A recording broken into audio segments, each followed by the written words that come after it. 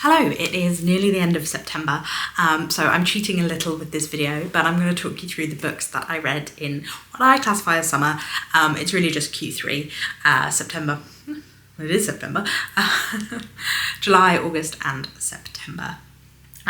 So I'm going to do some quick stats rundown, and then we'll get into my top 9 books. It's my top 9 books from the last 3 months. If you're not interested in the stats, I will leave a chapter so you can just skip the stats bit. In Q3, I read 23 books. I think I'm doing better than last year, but not still as well as I used to do in terms of how many books I read. 7 of those books were non-fiction, which means nearly a third, which I'm quite pleased with. But only 5 of them were print books. All of the rest were digital or audio. I'm reading a lot more digital at the moment because I've got so many ARCs from NetGalley. But I don't know where I've put my Kindle. I haven't lost it, I've just misplaced it. But that is making this a bit more tricky. Then my average rating for these 3 months was 3.19 stars. Not particularly high, but then mine never is. My best month in terms of amount of books read was August. I read 10 books in August, but it's also my worst month for ratings. It's really brought down my average. I only gave out an average of 2.83 stars in August. And it's also the month that I read 0 non-fiction, whereas July is my best month at 3.46, and I read 6 non-fiction books in July. So potentially this means I need to read more non-fiction. My highest genres were literary and also essays, because a lot of that non-fiction were essay collections. But now let's get into the top 9 books that I read in this season. I'm starting with 3.5s because, as you can tell from my averages, I have been quite stingy with my handing out of stars. For me, just if you were interested in how I do rating, I don't really give out stars when I review a book, generally speaking, because I don't necessarily think they're that helpful, for me, at least when I'm reviewing, but I do on Storygraph for stats and for ease of finding out which books I think were my favourites of the year. So, generally speaking, for me, 1 is a terrible book, 2 is a bad book, 3 is an average book, 4 is a good book, and 5 is an excellent book. So 3.5 is somewhere between average and good. So it's not a super high rating when I give it. It's generally for books that I think are solid, but not great. But as I've been so stingy, the 3 books that I gave 3.5 stars in this period are also on this list. The third one is The Empathy Exams by Leslie Jamison, one of those collections of essays I was mentioning. This is a collection that stems from Leslie's experience being a medical actor, which is someone who helps doctors practice diagnosing on real people by pretending to have illnesses, performing the act of having certain illnesses for them. And they do like the whatever you call it, medical exam where they ask you a load of questions. They do that with these trainee doctors. And so she started to look into the idea of what is empathy, what it means to understand someone else, moving through kind of a mixture of personal memoir and concept of empathy. And I think for me, the strength of this collection was the writing. I thought that Jamison's style and the kind of soft, melancholy, contemplative tone of the whole collection was something I really enjoyed. There were moments of humour as well, and the way that she wrote about her own experiences I found very moving. The way that she wrote about her experiences I found moving, but writing, generally speaking, for me, memoir is not something that I particularly love. I prefer essay collections that lean a little more into the critical or academic side of things rather than the personal side of things. I think it's just taste. I don't know if it's, or if I'm an unempathetic person myself and don't like to read memoir. Sorry, I had my haircut yesterday. It's a bit shorter than I intended. So that's why I keep looking at myself in the viewfinder. Apologies. As I said, memoir doesn't really work for me, and also this isn't a collection that really stuck with me or stayed in my mind. I enjoyed the way she moved through the thoughts, but the thoughts themselves I didn't find particularly profound or moving in a way that has stayed to talk to you about later. Evenings and Weekends by Oisin McKenna is another 3.5 star for me. This is about a group of young people in London in 2019 over the course of one day in summer. We have a man man who's living in a squat in a kind of polyamorous relationship. Then his friend from school, he discovers him in a compromising position and he doesn't know whether to tell his other friend, who is that man's girlfriend. So we follow that man and his experience of potentially closeted sexuality and of discomfort with turning 30, the way that his life is moving, because they're contemplating moving back to the suburbs. And we also follow the girl who is this man's girlfriend, who is pregnant and is kind of trying to tell people and trying to work out whether that's something that she really wants with her life after all. And a lot about class as well. As I said, living in a squat, living precariously, and whether London will, even though you love London, whether you will be forced out of it by gentrification and have to go back to your small working class town. And I found this book to be fun. It was an enjoyable read, very fast paced, a lot of conversations between people, a lot of moving quite dynamically across the city.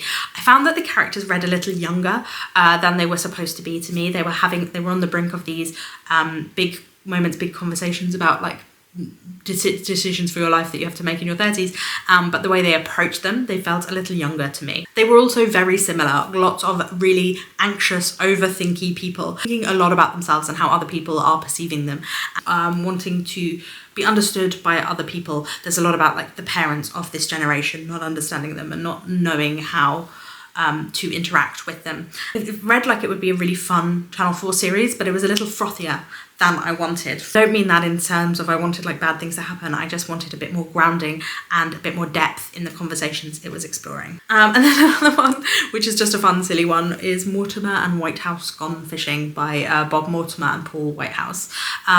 This is, if you are not from the UK, Bob Mortimer and Paul Whitehouse were both well-known comedians in the 90s on television. They're still well-known comedians, but now they're both in their 60s. They have heart conditions and they have decided to go fishing. And there's a television series about it where they just go to different parts of the UK fishing.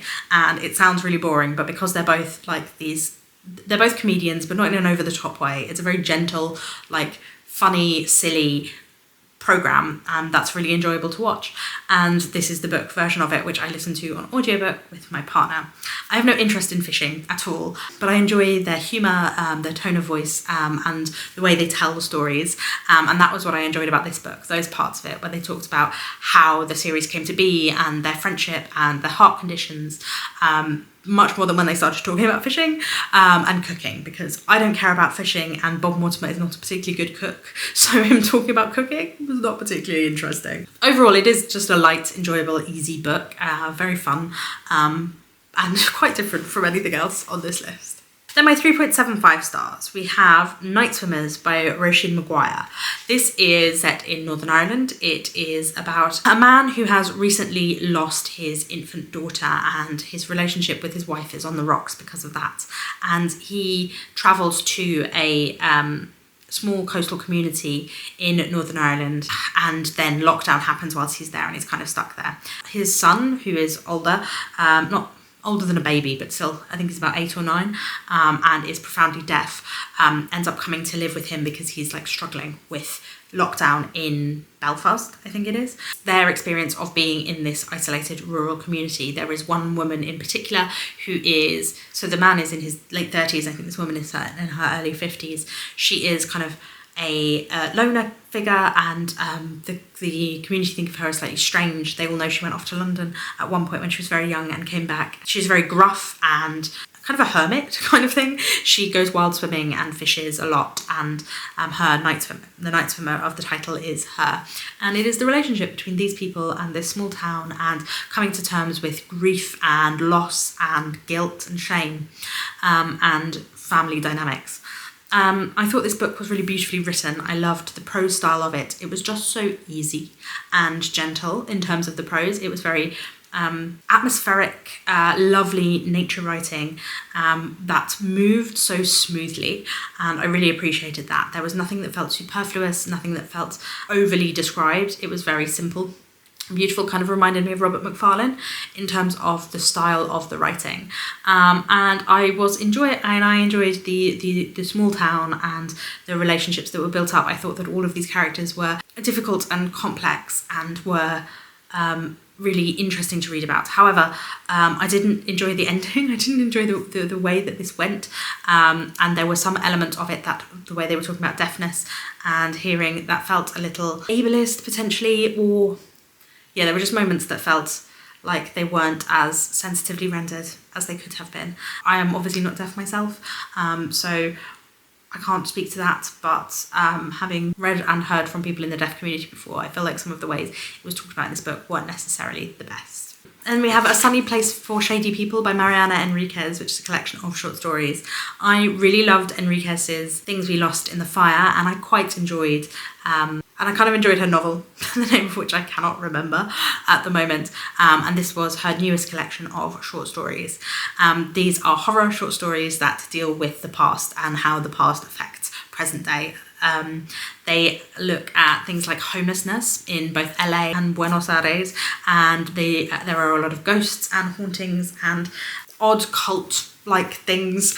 There are moments of hauntings from Argentina's past, in terms of the military dictatorship, which was a theme that came up in a lot of other of Enriquez's works, and also crime and how that affects modern day Argentina. And some of these stories, as always happens with short story collections, I enjoyed some of the stories more than others. I actually think that this collection got better the more I read it, and I don't know if that's actually that the stories were better or that I got into a rhythm. This was translated from the Spanish by Megan McDowell, and therefore it's always hard to tell how much is translation and how much is the original. But I think I didn't enjoy this collection as much as the previous one. I feel like there was a lot more that was, is it weird or is it not? A lot less clear supernatural, and there was a lot, I prefer the creepier body horror things that she used in some of her earlier works. I think this one wasn't quite creepy enough for me, and was a lot more obvious social commentary. But some of them I did really still enjoy, and I definitely need to read The Dangers of Smoking in Bed, which is the other collection that has been translated. Another collection of essays is Dangerous Fictions by Litta Gold. This was a collection that I read for my video about empathy. So was the previous essay collection as well, my video about reading and empathy, which I will leave linked in the cards above. And this collection talks about the power of books, and do books actually have any power? Why do we imbue fiction with this idea of power? What does it mean for a book to be good for you? And why does fiction have to be good for you, and how does that affect our wishes to read fiction? And also, how does this link to ideas of book bannings and what people can't be allowed to read, what books are dangerous for people to read, and the responsibility of an author, what an author should be doing when they're writing, and why we have such a puritanical approach to writers a lot of the time. And I thought it was good, well argued, very succinct, very straightforward, I think really clear and accessible. If you are first getting into this, it's definitely not an academic text, but it is one that does engage with scholarship. It definitely bridges that gap if that is something you are interested in reading about. It was one that I used along with another book in here for exploring my arguments in that video, but I think the other book was a little better for my personal taste. This Dangerous Fiction is a lot about sci-fi and fantasy, and as I am not a huge sci-fi and fantasy reader, I think a lot of the specific references were things I didn't recognise, and there was a lot more about television and film in it as well, which wasn't what I necessarily needed from the book, which is obviously not the book's fault, but the fact that it was so focused on fantasy, whereas I wanted to talk more about literary fiction, I think that's where we diverged, and a lot of the specific references and things were things I didn't recognise or pick up on or didn't resonate with me necessarily, because it's not my genre. It's just not my genre, so I don't know it as well. It doesn't interest me to read about a genre that I don't, generally speaking, read very much. Then the 4 stars, we have the other book that I was talking about, How to Read Now by Elaine Castillo. So this is also a collection of essays which is about reading, and it is about empathy and whether reading can help people to be more empathetic, why there is such a value put on reading, similarly to the other one, why we think that reading has power, but also about the failures of readers and people who want their reading to be not political and to separate the art from the artist, and how possible are those things when an artist's politics are always reflected in the fiction that they are writing. Western writers in particular and their treatment of of non-Western writers, the global South, the global majority, however phrase you prefer to use. She talks about, for example, Joan Didion and her writing about Philippines and about Hawaii, her colonialist outlook, the assumed white reader, and the way that things are missed because of this assumption of what is other and what is outside and what is necessary. Her experience of writing in the publishing industry and of going to a creative writing course. And I actually discovered through this book that we did the same creative writing masters at the same university. I went to Goldsmiths for my creative writing masters, and so did Elaine Castillo, but she was on general fiction, I was on poetry. We weren't there at the same time either. I thought the arguments were really strong, were really well argued. I enjoyed her takedown of Joan Didion, despite not being a Didion aficionado myself. I enjoyed the way that she explored the text and did a lot of close reading. It was a lot more specific than the previous one that I mentioned as well, which is a lot more pop, I think.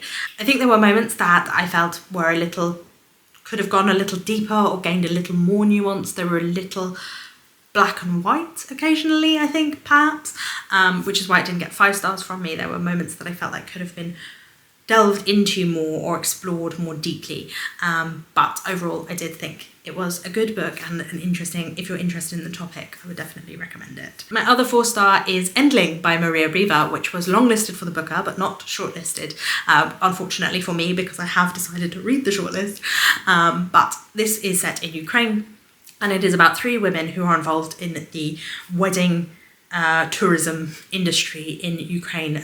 They are posing as brides, that men who come from outside of the country, usually the US, but also the UK, Germany, other places, looking for a bride to Ukraine because they think there will be something specific, subservient, but smart, all these ideas they have about Eastern Europeans, these stereotypes. One of these women is living in a trailer. She is a scientist trying to save snails from the brink of extinction, not specific snails, from the brink of extinction, and she's just using this bride thing as a way to get money. And 2 sisters whose mother was a big protester, involved in protesting against the wedding industry, who famously took her top off with slogans emblazoned against them in front of Putin. And there is a twist in this book that it changes, because this is set in the tail end of 2022 and then into 2023, just before 2021 into 2022, just before the invasion, just before Putin's extension of the invasion into Ukraine. I've seen some people mention the twist in their reviews and some people not mention the twist in their reviews, so I don't know how much to talk about it. But essentially, the war breaks apart this book and changes what it is doing, and it becomes quite meta. And I enjoyed it. I thought it was quite funny, very, very easy to read, very compulsive in terms of the plot, and I enjoyed the tangents that it went on, the way it talked about what is required to be told and how one tells a story. And again, it kind of talked similarly to that How We Read Now, about the assumption of what is outsider and what is insider, and how stories should be told by people who are involved in them in order to be palatable for an audience that is supposed to be buying them. And I thought it was interestingly done. It wasn't my favourite type of writing. It didn't blow my mind or do anything that I thought was revolutionary necessarily, but definitely an enjoyable read, interesting one. And yeah, I liked it. Now, the only book that I gave 5 stars in the last 3 months, I think it's kind of a cop-out because of course I did. It's Everybody's Protest Novel by James Baldwin. And it's James Baldwin. The only thing I've read from him before is If Beale Street Could Talk, but I think I like his non-fiction better than his fiction. I definitely thought that this was a really great collection of essays. It's actually a collection of a few essays that are from a different, longer collection of essays that he published before. I can't remember which one. I'll put it here. And these ones, this is another one that I read for Empathy, my video on empathy, because it is about protest and novels and the power of the novel. What can novels actually do to change minds and be political? And what are protest novels actually doing? Are they actually trying to change minds? Specifically, he's talking about Uncle Tom's Cabin and racism and the Black novel, and how those things what those things are actually trying to do. Are they just trying to placate the white writer or the white reader and make them feel like they are doing something and achieving something without actually having to do anything actively, politically, just because they are doing the reading or because they are perceiving themselves to do the reading or do the writing, but always placing themselves in a kind of saviour pose without actually having to do anything. He is such a witty, sharp writer, which obviously he's James Baldwin, but like he is like incisive. I feel like should be known more than Oscar Wilde for these things. Not that Oscar Wilde is not it, but I hear a lot more about Oscar Wilde's like sharp biting. I think you wouldn't want to be insulted by either man, to be perfectly honest. I really enjoy the humour and the tone with which he writes. He gets across really like he gets across really like incisive, interesting, powerful arguments in such a clever, witty way, and I really enjoy that. I think I want to read a lot more of Baldwin's non-fiction. His fiction too, but particularly his non-fiction. The way that he like draws you through an argument, I think is really clever and well done. I think that Kingsley Lehman must take from Baldwin in terms of how he has learned to do that kind of following you through an argument thing. No word is wasted kind of writing. And a really wonderful tone. Yeah, I really enjoyed it. Those are my stats and top 9 books from the last 3 months of the year. Hopefully the final 3 months of the year will be even better. Since I'm reading the Booker Prize, hopefully they've picked some good ones. There's been a lot of talk about the Booker Prize not being as good anymore. Who knows? But thank you very much for watching. If you have any thoughts on these books, let me know in the comments down below, and I will see you again very soon. If you are new here, my name's Roisin. Thank you for watching. Bye bye.